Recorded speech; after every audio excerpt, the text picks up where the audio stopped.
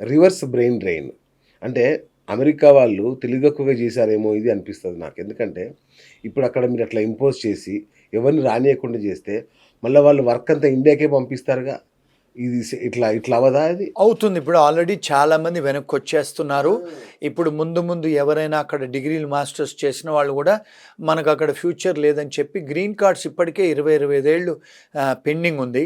ఇంకా డిలే అవుతది. రెండోదేందంటే ఇలాంటి పాలిసీస్ వచ్చినప్పుడు కంపెనీస్ కూడా హైర్ చేయడానికి ఉండదు. ఎందుకంటే వాళ్ళ దగ్గర అంత ధనం ఉండదు, డబ్బుండదు. రెండోది. మూడోదేంటంటే ఇప్పుడేంటంటే ఎప్పుడు కూడా మీరు చూడలేదు మీ మీ వ్యూవర్స్‌కి ఏంటంటే ఇదొక న్యూసు. చైనా వాళ్ళిప్పుడు ఆర్టిఫిషియల్ ఇంటెలిజెన్స్ మీద కొన్ని వేల కోట్లు ఇన్వెస్ట్ చేస్తున్నారు. యాహ్! అమెరికాలో ఉన్న కంపెనీస్‌ని కూడా కొంటున్నారు చైనీసు. అబ్బా! ఇప్పుడు ఎప్పుడు కూడా చైనీసు ఇండియన్ హైటెక్ ప్రొఫెషనల్స్‌కు వర్క్ పర్మిట్స్ ఇచ్చిన దాఖలాలు లేవు ఇప్పుడు. లేవు. చైనా వాళ్ళు ఇప్పుడు మన ఇండియన్స్‌ని ఇన్వైట్ చేస్తున్నారు. జాపనీస్ ఇన్వైట్ చేస్తున్నారు. వావ్! వావ్! జర్మనీ వాళ్ళు ఇన్వైట్ చేస్తున్నారు. మన యంగ్ ఇండియన్ ప్రొఫెషనల్స్‌ని వాళ్ళు వర్క్ పర్మిట్ చేసి పిలుస్తున్నారు వాళ్ళు. ఓహ్! అంటే చాలామంది ఇప్పుడు ఔట్ సైడ్ అమెరికా ఆలోచిస్తున్నారు ఇప్పుడు. So that is going to be a reverse brain drain. డెఫినెట్‌గా జనాలు బయటి కంట్రీస్‌కి ఆలోచిస్తున్నారు ఇప్పుడు. అంతే కదా సార్. అట్లాగే సార్ ఇప్పుడు ఓపీటీ మీద ఉన్న విద్యార్థులు గానీ, స్టూడెంట్స్ కానీ, ఈ కుటుంబ సభ్యులు హెచ్4 మీద ఉన్న కుటుంబ సభ్యులు గానీ, వీళ్ళ పరిస్థితి ఏంటి సార్? వాళ్ళకి ఇబ్బంది కాదా? ఎందుకంటే ఆటోమేటిక్‌గా ఉద్యోగాలు తగ్గిపోతున్నాయి. ఆటోమేటిక్‌గా అవకాశాలు తగ్గిపోతున్నాయి. వీళ్ళ పరిస్థితి ఏంటి? చాలా ఘోరమైన పరిస్థితి అండి. ఇప్పుడు కదా! ఏంటంటే ఇంతకుముందు ఉద్యోగాలు పోయిన తర్వాత 60 డేస్‌లో ఇంకొక ఎంప్లాయర్‌ని ఎతుక్కోవాలి. ఇప్పుడు ఏం చేస్తున్నారు ఇమిగ్రేషన్ వాళ్ళు 60 రోజులు ఎవరికైతే ఉద్యోగం లేదని వాళ్ళకి తెలిస్తే వాళ్ళకు నోటీసులు పంపిస్తున్నారు. నోటీస్ టు అపియర్ అని. అంటే వాళ్ళను రిమూవల్, డిపోటేషన్ చేయడానికి వాళ్ళు నోటీసులు వస్తున్నాయి. అంటే ఇప్పుడు భయంకరమైన టైం ఇది. అంటే ఒకవేళ భర్తలకు నోటీసులు వస్తే భార్య పిల్లల్ని కూడా డిపోటేషన్ చేస్తారు. సో ఈ మధ్య కాలంలో మా ఆఫీస్‌కు చాలా కాల్స్ వస్తున్నాయి అలాంటివి. సో అందుకని జాగ్రత్తగా ఉండాలి.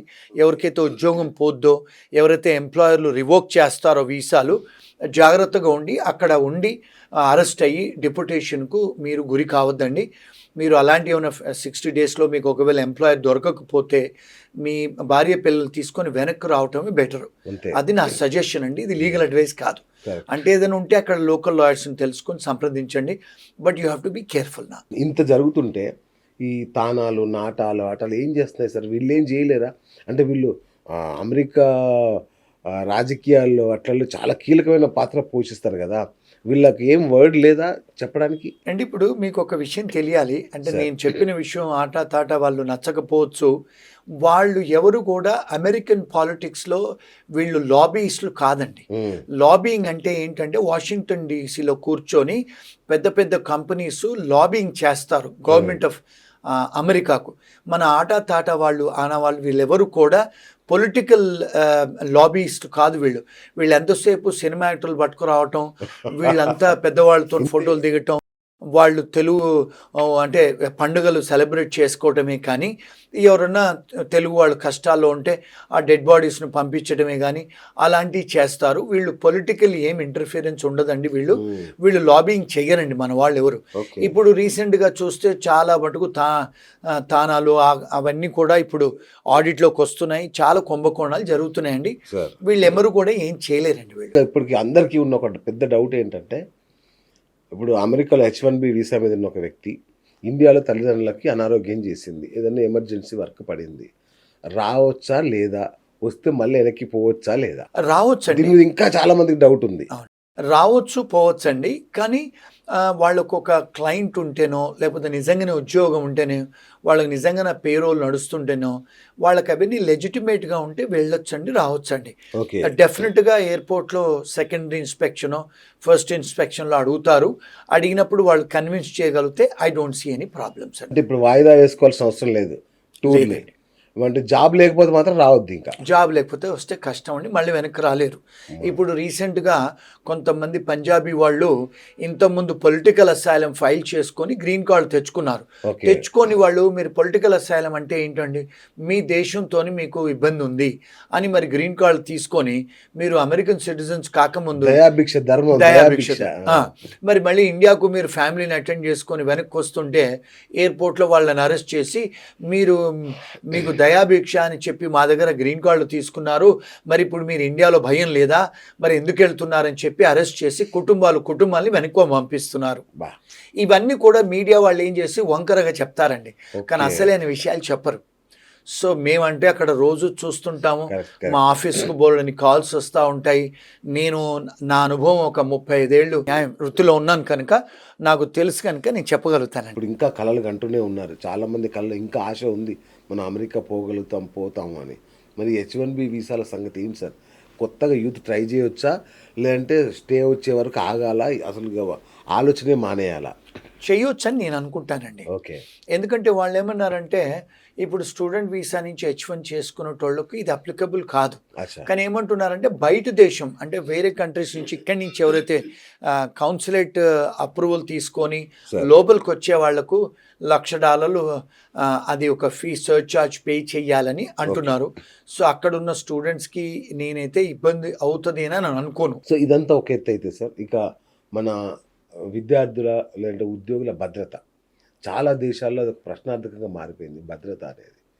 దీనికి తోడు స్ట్రెస్ లెవెల్స్, ఈ అన్ని గందరగోళాలకు సంబంధించిన స్ట్రెస్, విపరీతమైన ఆరోగ్య సమస్యలు, ఎట్లా వాళ్ళు బయటపడాలి దీని నుంచి?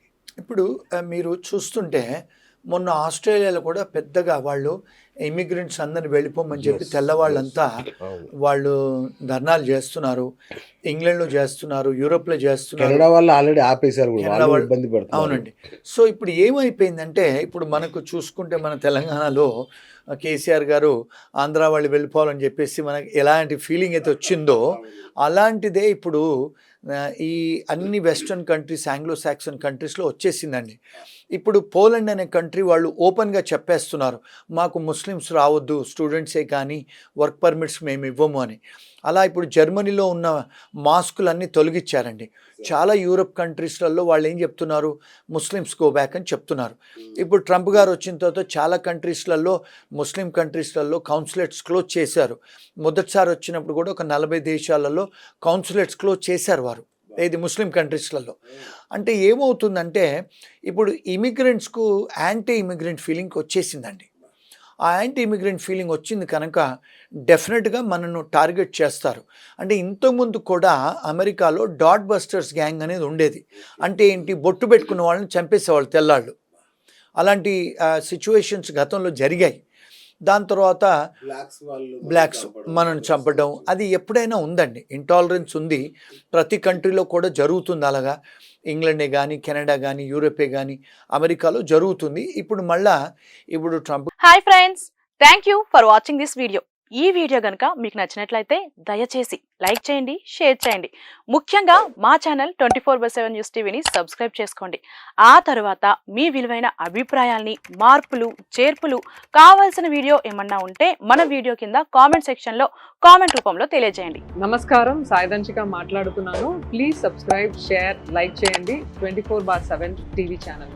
హాయ్ నమస్తే, నేను మీ Sonia Akula. Please subscribe to 24/7 news TV. Hi అండి, అందరికీ నమస్తే. నేను Mankota Prasad. Please do subscribe 24/7 news TV. Political, entertainment and infotainment updates కోసం like, share, subscribe 24/7 news TV.